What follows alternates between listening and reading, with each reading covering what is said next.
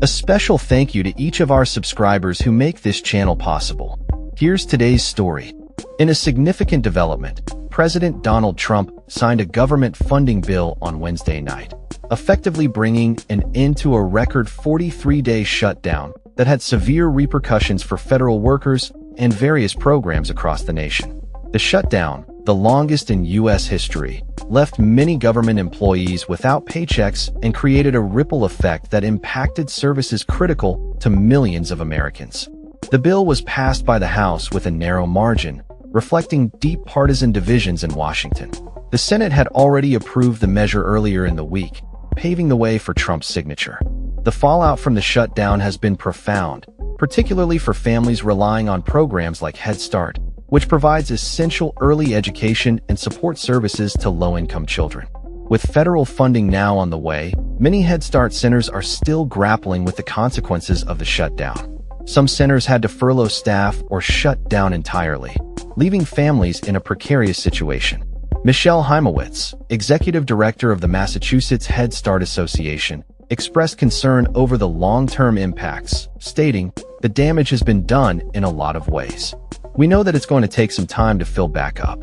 As winter approaches, another pressing issue is the delay in releasing heating assistance funds to states, which typically occurs in early November.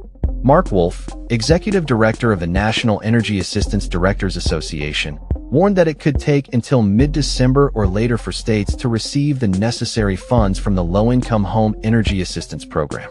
This program is vital for millions of low-income households, and the uncertainty surrounding its funding is causing anxiety as temperatures drop.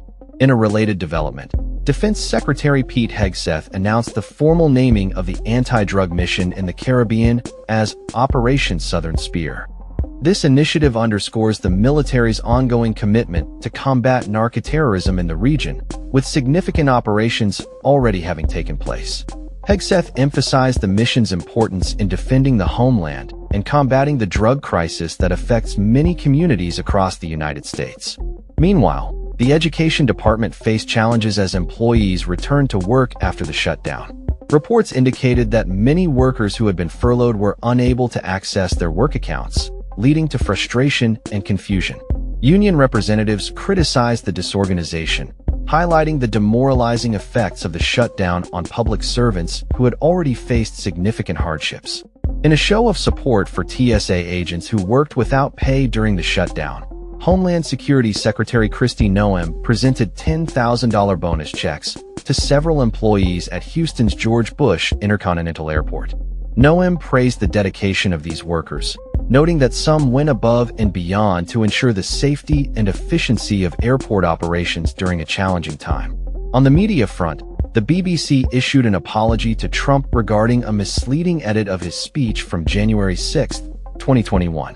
While the BBC acknowledged the error, it maintained that there was no basis for a defamation claim, illustrating the ongoing tensions between the former president and the media. In a separate legal matter, Trump has decided to pardon Joe Lewis, the former owner of Tottenham Hotspur, who faced charges of insider trading.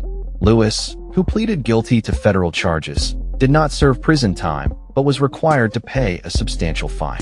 The decision to grant a pardon has raised eyebrows and sparked discussions about the implications of such actions. Amidst these developments, Democratic Senator Tammy Baldwin expressed optimism about reaching a bipartisan agreement to address rising healthcare costs. Baldwin noted that some Republicans are beginning to understand the urgency of the situation, particularly concerning the expiration of critical tax credits that affect many families. In a move aimed at supporting youth in foster care, Trump signed an executive order to expand opportunities for these individuals.